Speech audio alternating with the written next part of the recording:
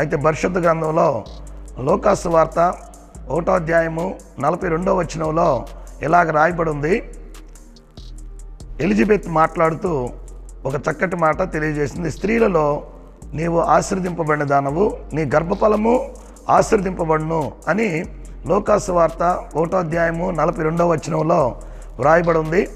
ఈ లోకా భక్తుడు పేదవారి గురించి, ధనికుల గురించి చక్కగా రాశారు.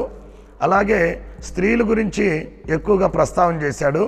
అలాగే చిన్నపిల్లల గురించి కూడా ఎక్కువగా ప్రస్తావన చేశారు. వాళ్ళల్లో ఎలిజబెత్ గురించి, మరియ గురించి చాలా వివరంగా బైబిల్ గ్రంథంలో రాసిపెట్టాడు. అయితే పరిశుద్ధ గ్రంథంలో ఆ మరియ గురించి మనకు అందరికీ తెలుసు. ఆ క్రిస్మస్ యొక్క నాటికల్లో చూస్తూ ఉంటాము. అలాగే బైబిల్ చదివే వాళ్ళందరూ కూడా లూకాసు వార్తలో మరియను గురించినటువంటి వివరాలు చక్కగా చదువుతూ ఉంటారు. అలాగే ఈ మరియ దగ్గరికి ఆ దూత పరలోకం నుండి దిగి వచ్చినట్లుగా పరిశుద్ధ గ్రంథంలో చూడగలం. అలాగే మరియ ఉన్న ఇంట్లో ఆ దూత వచ్చి మాట్లాడుతున్నట్లు మనం చూడగలం.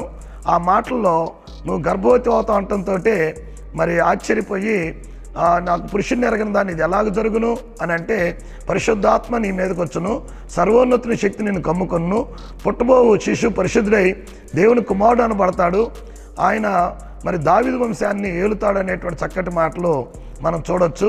మరి ఆ మాటలు చెప్పిన తర్వాత ఆ మరియ ప్రభు దాసురాలు నీ చిత్తం నా జీవితంలో జరుగును గాకని మాట్లాడినట్లు మనం చూస్తాం. అయితే ఆ దూత వెళ్తూ ఒక మంచి మాట చెప్పాడు. ఏమని చెప్పాడంటే, ఎలిజబెత్ అనేటువంటి ఆమె కూడా గర్భం ధరించినది, అది 6వ మాసం అని చెప్పడంతో మరియ ఆ ఎలిజబెత్ దగ్గరికి వెళ్ళినట్లు బైబిల్లో రాయబడి ఉంది. కొండసీమల్లో, యోధా ప్రాంతంలో కొండసీమల్లో ఉన్నటువంటి జకరియా, ఎలిజబెత్ వారిద్దరు కూడా కాపురం ఉన్నటువంటి స్థలంలో ఆ ఇంట్లోకి వెళ్ళినప్పుడు ఎలిజబెత్ గర్భవతిగా ఉండటం చూసి మరియా ఎంతో సంతోషపడింది, ఎంతో ఆనందపడింది. అటువంటి సమయంలో ఎలిజబెత్ మరి యొక్క వివరాలన్నీ చూసి విన్న తర్వాత ఒక చక్కటి మాట పరిశుద్ధాత్మతో నింపబడి ఆమెను గురించి మంచి మాటలు మాట్లాడుతుంది. ఏమని మాట్లాడుతుందంటే, మరియా నువ్వు స్త్రీలందరిలో ఆశీర్వదింపబడిన దానవు అని అంటుంది. దీన్ని బట్టి మనం ఏమర్థం చేసుకోవాలంటే, ఆదికాండం నుంచి మరి ప్రకటన గ్రంథం వరకు కూడా మరి ఆదాం దగ్గర నుంచి మానవుడు శాపంలో ఉన్నట్లుగా, ఆదాం యొక్క పాపం సకల మానవాళి మీద ఆరోపించబడటం, సకల మానవాళి పాపం క్రీస్తు మీద ఆరోపించబడినట్లుగా బైబిల్లో మనం చూస్తాం. అయితే ఆ శాపంలో మానవుడు ఉన్నాడు. శాపం వలన వచ్చేటువంటి జీతం మరణం అని రాయబడి ఉంది. ఈ మరణం అగ్నిగుండమే. అయితే దాని నుంచి తప్పించబడటానికి మరి ఎటువంటి ఆస్కారం లేనప్పుడు యేసుక్రీస్తు ఒక మానవుడిగా మరియ గర్భాన్ని జన్మిస్తున్నప్పుడు ఎలిజబెత్ ఇలా మాట్లాడుతుంది. ఏమని మాట్లాడుతుందంటే, మరియా నువ్వు ఆశీర్వదింపబడిన దానవు అని మాట్లాడుతూ ఉంది. దీన్ని బట్టి యేసు ప్రభు ఒక వ్యక్తిలో ఉంటే 3 రకాలైనటువంటి దీవెనలు పొందుతారు. మరి యేసు ప్రభు ఈ లోకానికి వచ్చింది ఈ 3 దీవెనలు ఇవ్వటానికి వచ్చాడు. మొట్టమొదటి మాట ఏంటంటే, శాపం నుంచి విడిపించి నువ్వు ఆశీర్వదింపబడిన దానవు. ఎవరైతే మరియమ్మలాగా యేసు ప్రభుని చేర్చుకుంటారో, లేకపోతే మరియమ్మలాగా యేసు ప్రభుని ఉండటానికి ఇష్టపడతారో, హృదయంలో ఇప్పుడు కూడా అంగీకరిస్తారో, మరి ఆ దినాన నువ్వు ఆశీర్వదింపబడిన దానవని మరియమ్మ గురించి మాట్లాడినట్లు నేటి దినాన్ని కూడా అంగీకరించిన ప్రతి వ్యక్తి కూడా శాపం నుండి మరి ఆశీర్వాదంలోకి వచ్చాడు అని బైబిల్ గ్రంథం చాలా స్పష్టంగా తెలియజేస్తుంది. మరి ఆశీర్వాదం రావటానికి, శాపం పోవటానికి ఏం శాపాలు ఉన్నాయి అని అంటే, మరి పితరుల నుంచి వచ్చేటువంటి రకరకాలైనటువంటి శాపాలు ఉన్నాయి. అది పోగొట్టుకోవటానికి అంతరాలు ఇప్పించుకుంటున్నారు. అలాగే రకరకాలైనటువంటి చేతులు చూపించుకుంటున్నారు. అంతేకాకుండా మరి మంచి రోజు చెడ్డ రోజులన్నీ చూసుకుంటూ ఉన్నారు. ఈ శాపం పోవటానికి ఎంతోమంది ప్రయత్నం చేస్తున్నారు. అయితే యేసుప్రభు చెప్పినటువంటి మాట ఏంటంటే, నన్ను అంగీకరించడం ద్వారా శాపం పోతుందని యేసుప్రభు చెప్పాడు. కాబట్టి ఇప్పుడు మరియా యేసుప్రభుని కలిగి ఉంది కనుక శాపం పోయి ఆశీర్వాదానికి పాత్రురాలైందని ఎలిజబెత్ మాట్లాడుతుంది. ఎలిజబెత్ మాట్లాడుతుందంటే పరిశుద్ధాత్మతో నింపబడి దేవుడే మాట్లాడుతున్నాడు. నేటి దినాన్ని కూడా ప్రభువుని అంగీకరిస్తే శాపం పోతుంది, ఆశీర్వాదం వస్తుంది. రెండో మాట ఏమని మాట్లాడుతుందంటే, నా ప్రభు తల్లి నా యొద్దకు వచ్చుట నాకెలాగ ప్రాప్తించెను అని రాయబడి ఉంది. దీన్ని బట్టి మనకేమర్థమవుతుందంటే, దేవుణ్ణి తెలుసుకోక ముందు ప్రతి మానవుడు సాతాను ఒడిలో ఉన్నాడు.